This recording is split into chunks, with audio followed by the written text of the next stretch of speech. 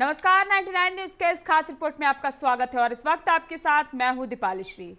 सार्वजनिक उद्योगों का निजीकरण एवं श्रम कानून में संशोधन के विरोध में मजदूर संगठनों ने आज राष्ट्रव्यापी हड़ताल का आह्वान किया था, जिसका भारतीय मजदूर संघ को छोड़कर लगभग सभी यूनियनों ने समर्थन किया। हड़ताल का कोयलांचल के कोयला जगत पर खास असर देखने को नहीं मिला।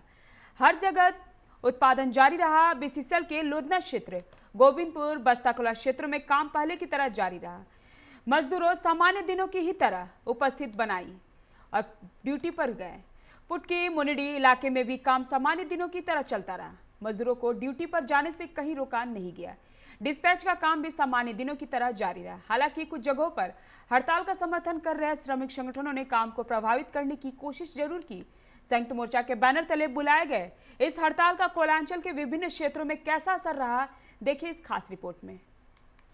केंद्र सरकार की नीतियों और सार्वजनिक उद्योगों के निजीकरण के खिलाफ आज मजदूर संगठन सड़क पर उतरे ताकि केंद्र सरकार अपनी नीतियों में परिवर्तन करे, जिसका विभिन्न क्षेत्रों के संगठनों ने समर्थन किया। वह अपना काम बंद करके सड़क पर भी उतरे। हालांकि आउटसोर्सिंग कंपनियों द्वारा किए जा रहे कोयला उत्पादन को पहले ही हड़ताल से अलग कर दिया गया था। सिर्फ विभागीय खदानों को ही रोकने का निर्णय लिया गया था, इसलिए आउटसोर्सिंग पैच पर सामान्य दिनों की तरह काम चलता रहा है। जबकि विभागीय खदानों के हाजिरी घर के पास सुबह में कुछ नारेबाजों को छोड़ हड़ताल का कोई असर नहीं है। श्रमिक यूनियनों ने पहले भी आश्वासन दिया था कि वह मजदूरों को काम पर जाने से जबरन नहीं रोकेंगे। माना जा रहा था कि वह स्वयं भी फेडरेशन के निर्णय से सहमत नहीं है। आज की हड़ताल की विफलता ने उसे साबित कर दिया है कि हड़ताल पूरी तरह से बेअसर रही। कहीं कोई काम बाधित नहीं है। सिर्फ सीसीएल के एक कोलियरी को जबरन बंद कराया गया। बीसीसीएल के अलावा ईसीएल मुगमा क्षेत्र में भी इसका असर मिला जुला दिखा। बीसीसीएल एरिया 12 के अंतर्गत पड़ने वाली दहीबाड़ी और बसंती माता कोलियरी में भी मजदूर काम करते पाए गए। वहां के अधिकारियों ने बताया कि मजदूर इस हड़ताल का समर्थन नहीं कर रहे हैं, लेकिन कुछ लोगों ने कोलियरी के सड़क पर बीसीकेयू और अन्य संगठनों का झंडा लगा दिया है, जिससे ट्रांसपोर्टिंग प्रभावित हुए है। बाकी का सारा काम चलता रहा। इसके हड़ताल में मजदूरों का स्वेच्छा से आकर के 100% अटेंडेंस कराए हैं और वो काम करने के लिए भी तैयार हैं। लेकिन चूंकि हॉल रोड में बीसीकेयू और कांग्रेस का झंडा लगा हुआ है, इसके लिए वो लोग व्यग्र हैं कि हम लोग और रास्ता ब्लॉक कर दिया गया है हॉल रोड का, जिसकी वजह से नीचे का सॉवेल का, ड्रेसिंग का, ड्रिलिंग का काम तो चालू है। जो नीचे की मशीन जो नीचे है वो सभी चालू हैं, लेकिन डंपर चूँकि नहीं जा रहा है, इसलिए ओबी और कोल का ट्रांसपोर्टिंग नहीं हो रहा है। बाकी सारे काम नीचे का मेंटेनेंस का सब चालू है। वहीं बंद का समर्थन कर रहे मजदूर नेता ने कहा कि केंद्र सरकार सारी सार्वजनिक कंपनी को कॉर्पोरेटिव हाथों में बेचकर निजीकरण कर रही है, जो कतई देश हित में नहीं है। उन्होंने कहा कि लॉकडाउन के कारण कई मजदूर बेरोजगार हुए हैं, जिनके लिए केंद्र सरकार के पास कोई नीति नहीं है। मुगमा एरिया के साथ साथ बरमूडी कुमार भी हर जगह 100% हड़ताल है। देश में मजदूर जान रहा है कि कोल इंडिया प्राइवेटाइजेशन की ओर जा रहा है, इसके लिए हड़ताल है। लोग हड़ताल में सुरक्षा से अपने मन से हड़ताल कर रहे हैं और बरमूडी में भी हड़ताल है। ऐसा कुछ नहीं है, ये मैनेजमेंट का है 1947 पहले वाला चाल कि आपस में फूट डालो राज डालो। कुछ लोगों का हाजिरी बनाने के नाम पे अफवाह फैला दिया जाता है, इसी में मजदूर भाई हमारे भटक जाते हैं। खला हो जाता है कि कुमार भी चालू है तो बरमूडी बंद है, तो बरमूडी इसी तरह यहाँ पर भी है। कुछ लोगों ने अवधानिक तरीके से कागज़ पर हाजिरी बना के फैला दिया है कि हमारा हाजिरी बना है। अगर बात करें चास नाला के सेल की, तो यहाँ हड़ताल का असर देखने को मिला। सुबह से ही संयुक्त संघर्ष समिति चास नाला के बैनर तले विभिन्न इकाइयों ने बंद का समर्थन किया, जिसके कारण काम भी बंद रहा। बंद समर्थकों ने कहा कि जरूरी और आपातकालीन सुविधाओं को छोड़कर यहाँ 100% बंद है। उन्होंने बोनस, एरियर समेत कई मांगों को भी उठाया। साथ ही कहा कि सरकार मजदूरों का हक मारने का काम कर रही है और हमारे सेक्टर को बेचने का षड्यंत्र रचा जा रहा है। इसी को लेकर आज देशव्यापी हड़ताल किया जा रहा है। ECCL सब उसका टोटल WCL, आपका इधर बैंक है, LIC है, टोटल आज भारत जो है हड़ताल में। हॉस्पिटल हम लोग छोड़ दिए, हॉस्पिटल पानी, ये आपका 2 चीज़ छोड़कर हम लोग पूरा यहाँ चासला में हमारा तो 100% यहाँ पर हड़ताल है। कोई भी आदमी जो इमरजेंसी हम लोग छोड़े, किसी अंडरग्राउंड में पंप खलासी है, पंप खलासी दिए, किसी माइन से डूबे नहीं है, अपर में भी पंप खलासी छोड़े, एक एक करके इलेक्ट्रिशियन दिए। हड़ताल है कि जैसे मजदूर विरोधी कानून ला रहा है सरकार, श्रम कानून में सुधार, कि आपका जो है 12 घंटा ड्यूटी कीजिए, आपका जो कि इनमेन का जो है कि आपका 51% अगर मेंबरशिप रहेगा तो आपका मान्यता रहेगा। हड़ताल करना होगा तो 6 महीना पहले आप लिख के दीजिए। बीसीसीएल के बाघमारा क्षेत्र में भी बंद पूरी तरह से बेअसर रहा। कोल क्षेत्र में पूर्व के भांति श्रमिक अपने अपने कार्य में करते दिखे। हालांकि संयुक्त मोर्चा ने इस बंद को सफल बताया है और कोल परियोजना में प्रदर्शन किया है। वहीं सभी कोलियोरियों में श्रमिकों ने अपनी उपस्थिति दर्ज करवाई है। तो हम कहेंगे कि सफल मेरा बंद ही रहा। सफल इस माने में कि मजदूरों ने आकर हाजिरी नहीं बनाया। मैनेजमेंट पहली बार इतिहास में देखा गया कोल इंडिया का ये जो मैनेजमेंट है, लगता है कि मोदी जी का पूर्णतः एजेंट के रूप में काम किया। 6 बजे से हाजिरी है, 4 बजे तमाम मजदूर का हाजिरी बन गया। जनरल शिफ्ट 8 बजे से है, 7 बजते बजते हाजिरी बन गया। मजदूर आया, हम लोग आया, कब करेंगे, क्या हो गया जी? तो बोला आप काम कीजिए कि नहीं कीजिए, हाजिरी बन गया। स्थिति ये है कि आप अभी चेक कर लीजिए, 2-4 गाड़ियां इनकी चल रही है।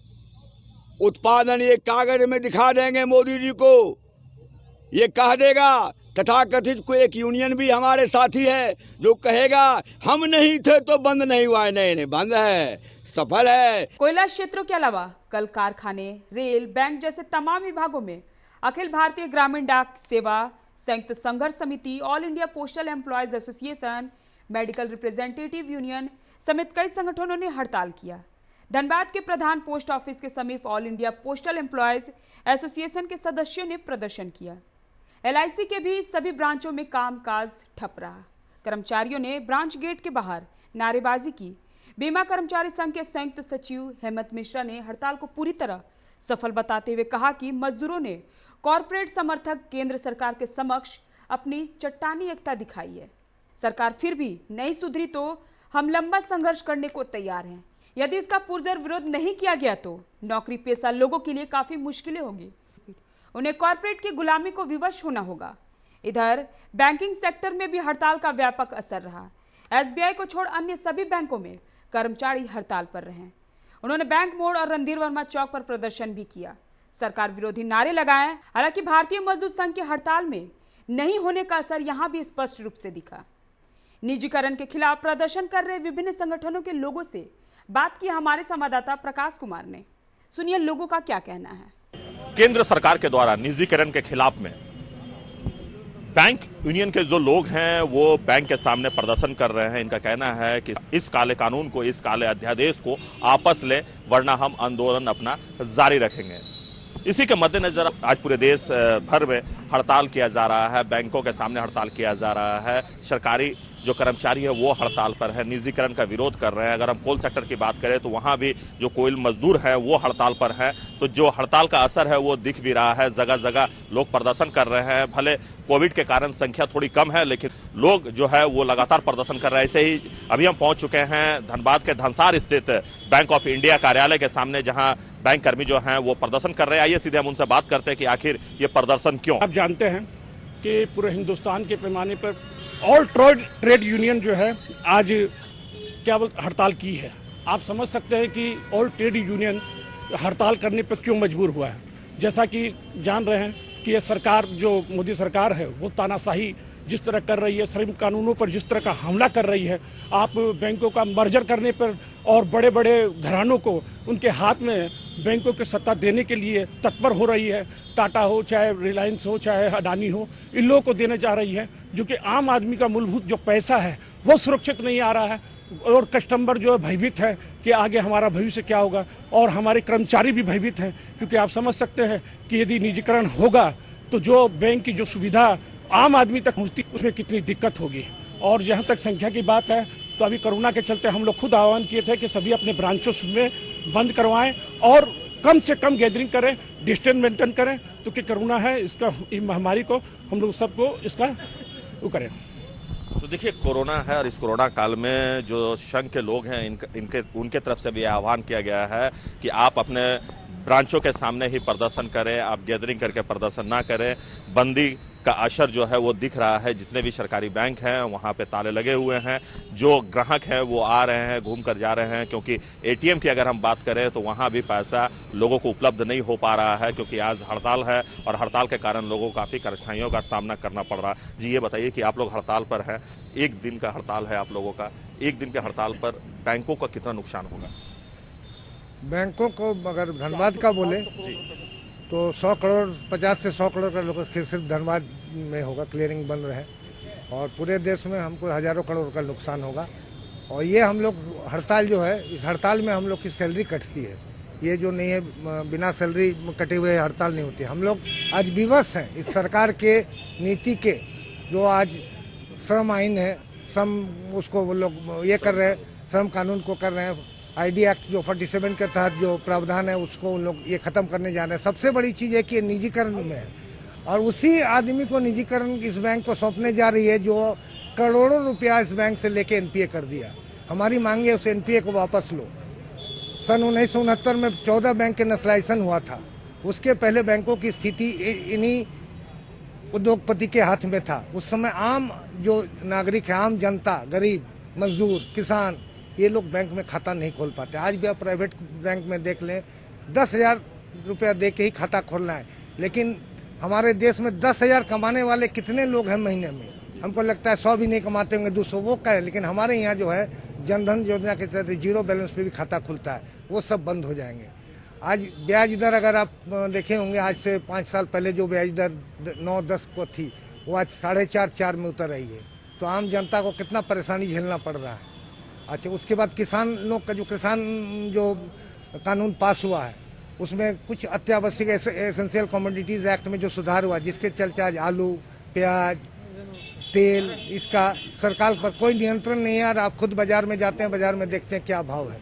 इसलिए हम लोग इसका है, अगर जरूरत पड़े तो आगे हम लोग और भी बड़ा विरोध करेंगे। नाम बताइए अपना। मेरा तारक बनर्जी, हम असिस्टेंट जनरल सेक्रेटरी हैं bank of India employees union. तो देखिए, ये तारक बनर्जी हैं, इनका कहना है कि केंद्र सरकार के द्वारा जिस तरह से काला कानून लाकर जो मजदूर हैं उन्हें दबाने का प्रयास किया जा रहा है, ये कहीं से भी उचित नहीं है। अगर हम श्रम कानून की बात करें तो उसमें भी संशोधन की बात कही जा रही है। कृषि कानून में भी लोग संशोधन की मांग कर रहे हैं, और निजीकरण को लेकर आज जिस तरह से भारत बंद बुलाया गया है, जिसका असर भी अब दिख रहा है।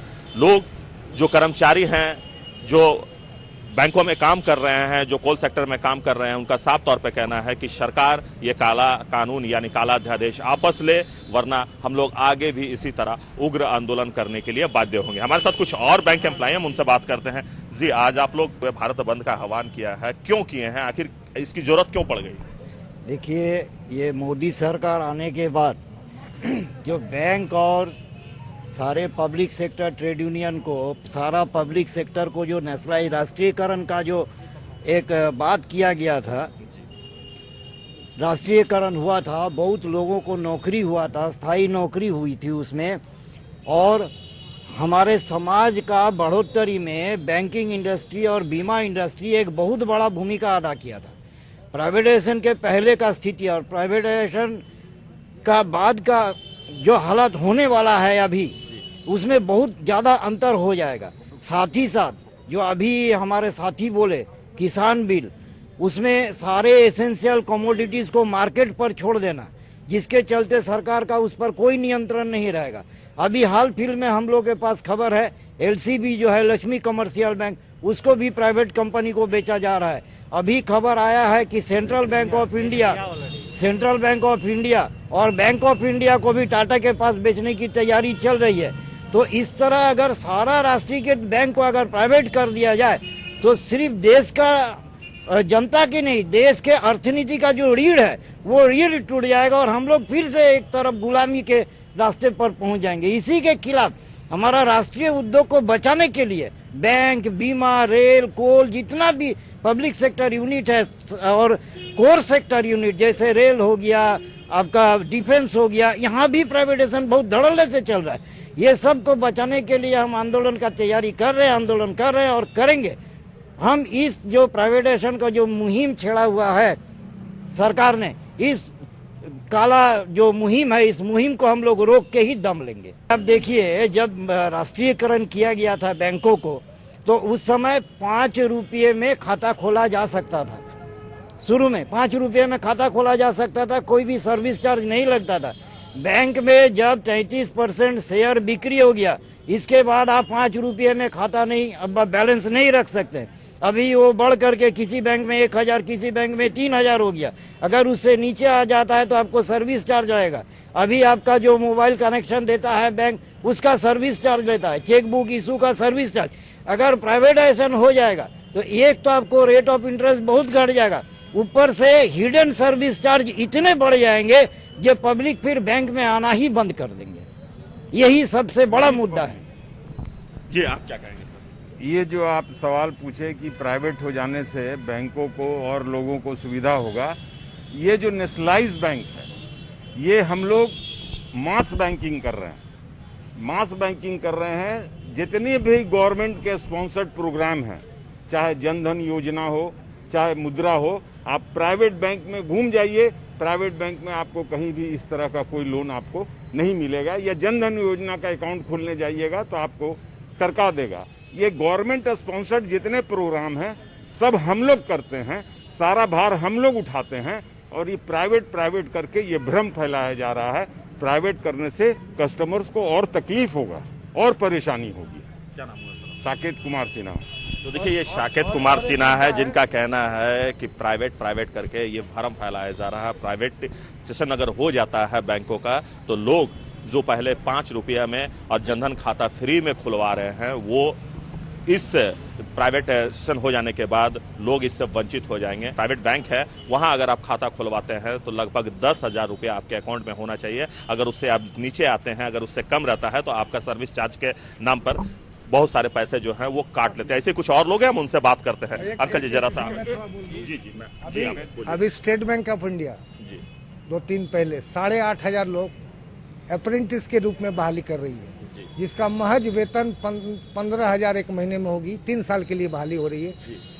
1 साल बाद 15,500 होगी, उसके बाद 16,000, उसके बाद 3 साल बाद वो कहाँ जाएगा। तो ये शुरुआत हो रही है। तो हम चाहते हैं कि कर्मचारी की भर्ती जो है वो लगातार हर वर्ष होते रहे और परमानेंट स्टाफ की बहाली हो, कोई ठेका नहीं चले। यही हमारे कानून में हाँ, बदलाव आए। श्रम कानून का बदलाव भी हम लोग का मेन मुद्दा है और मेन विरोध है। ये हायर एंड फायर की नीति। अभी यूपी सरकार 12 घंटे काम करेंगे, इस 8 घंटे के लिए पूरा विश्व लड़ा। मजदूर का 8 घंटे का वर्किंग आवर हो, इसके लिए पूरा विश्व लड़ा। शिकागो में गोली चला और सब लोग हम लोग 8 घंटे का एक सिस्टमेटिक वो हम लोग का वर्किंग आवर्स रहा। उसको आप बढ़ा के, चूंकि बाहर की कंपनी आएगी, 12 घंटे आप मजदूर का कर दिए बिना पूछे हुए। आपका मजदूर कम पैसे में काम करेगा, आप सामान कम पैसे में प्रोड्यूस कीजिए। चाइना क्यों डोमिनेट किया मार्केट में? चूंकि चाइना में कोई श्रम कानून नहीं है, कोई लेबर लॉ नहीं है। उस काला कानून के विरोध में ये स्ट्राइक जो है वो सबसे ज्यादा अहम भूमिका हम लोग का, वो काला कानून वापस लेने के लिए ये स्ट्राइक हम लोग किया। सर आप लोग आज प्रदर्शन कर रहे हैं, आज भारत बंद का आह्वान किया है, क्या कहेंगे इस पर? बस यही है जो हमारे वक्ता लोगों ने जिन्होंने बताया। मैं इसी में एक एक्सटेंशन देना चाहूँगा कि सार्वजनिक क्षेत्र के बैंक और प्राइवेट बैंकों में क्या फ़र्क होता है। कि मान लीजिए एक आम पब्लिक जो दिहाड़ी का काम करता है, 100, 200, 250, 300 रुपये का काम करता है, और वो हमारे यहाँ जो हमारे मोदी जी का फ्लैग प्रोग्राम है, बोलते हैं जनधन खाता, जिसके तहत हम लोगों ने करीब 15 करोड़ खाता हम लोगों ने खोला है। आप उसमें से 80% खाते ले लीजिए जो जीरो बैलेंस पर चलते हैं, जिनमें कोई पैसा नहीं है, चाहे विधवा पेंशन हो, वृद्धा पेंशन हो, पैसे आते हैं, गरीब लेकर के जाता है। जबकि आप एक दूसरा साइड ले लीजिए प्राइवेट बैंकों का। मान लीजिए किसी का एक विधवा पेंशन, वृद्धा पेंशन का खाता वहाँ यदि खुलता है, उनको मिनिमम बैलेंस जो क्वार्टरली एवरेज बैलेंस रखना होता है 10,000 रुपये। हमारे देश के अंदर आप ये इमेजिन कीजिए कि कितने लोग ऐसे हैं जो 10,000 रुपया, कैपेबिलिटी कितनों की है जो 10,000 रुपया क्वार्टरली बैलेंस रख सकते हैं। तो हम लोगों की रिस्पॉन्सिबिलिटी है सोशल रिस्पॉन्सिबिलिटी, सोशल कॉज के लिए हम काम करते हैं। हमारे यहाँ गरीब तबका आता है। आप प्राइवेट बैंकों में चले जाइए, बड़े बड़े लोगों के लिए वहाँ बहुत सेवाएं उपलब्ध हैं, लेकिन क्या वो आम पब्लिक, आम जो जन है, जो मजदूर है, जो गरीब है, जो खेतिहर है, किसान है, क्या वो प्राइवेट बैंक तक पहुँच पाएगा? सरकार की नीति, आज मोदी जी से पहले मनमोहन सिंह की सरकार थी, उन्होंने बोला था कि हर गांव जहां भी 2000 या उससे ज़्यादा की आबादी है वहां पर हम लोगों को बैंकिंग सेवा प्रोवाइड करना है, हर आदमी का खाता बैंक से जुड़े। आज ठीक है, जनधन खाता के अंतर्गत जुड़ा है, क्या यही सीन बदलेगा नहीं? जब ये सरकारी बैंक प्राइवेट हो जाएंगे तो वही चीज़ जो आज प्राइवेट बैंक कर रहा है, क्वार्टरली बैलेंस मांग रहा है, सारे चार्जेस लगा रहा है, तो क्या एक आम पब्लिक जो आबादी 70 से 75% है हमारे देश के अंदर, वो इस सेवा को ले पाएगा क्या? और इतने जो चार्जेज है वो देने की स्थिति में है क्या? तो क्या हम देश को उस ओर ले जाना चाहते हैं जहां आम पब्लिक फिर से बैंकों से दूर हो जाए और जो प्राइवेट कर्जदाता हुआ करते थे, जिनके चंगुल में लोग फंसे होते थे, तो क्या फिर वहीं पर लोग जाएंगे? तो ये सवाल है जिसके कारण हम लोग इस सारे चीज़ों का विरोध करते हैं कि प्राइवेटाइजेशन गलत है, आम लोगों के खिलाफ है। बहुत मेहनत से बैंकों को नेशनलाइज किया गया, लोगों को सेवाएं प्रोवाइड की गई, और जब तक ये कानून वापस नहीं होगा, निजीकरण को वापस सरकार नहीं लेती है, हम आज 1 दिन के हैं, 4 दिन के होंगे, जरूरत पड़ेगा तो हम कंटिन्यूअस स्ट्राइक करेंगे, लेकिन इस चीज को सरकार को मजबूर करेंगे कि वो इस कानून को वापस ले। इस कानून को वापस ले। सहयोगी राजेश के साथ प्रकाश कुमार, 99 न्यूज धनबाद। श्रमिक संगठनों के देशव्यापी हड़ताल का मिला जुला असर रहा, लेकिन आज के इस हड़ताल का केंद्र सरकार पर क्या असर पड़ता है? क्या सरकार मजदूरों के सड़क पर उतरने के बाद अपनी नीतियों में परिवर्तन करेगी? श्रम कानून और निजीकरण के मुद्दे पर सरकार फिर से विचार विमर्श करती है या अब भी वहीं अपने फैसले पर अड़िग रहती है? यह देखना बेहद अहम होगा। 99 न्यूज के लिए धनबाद से नीतीश और प्रकाश, निरसा से पंकज, झरिया सिकराम और बागमारा से राजू की रिपोर्ट।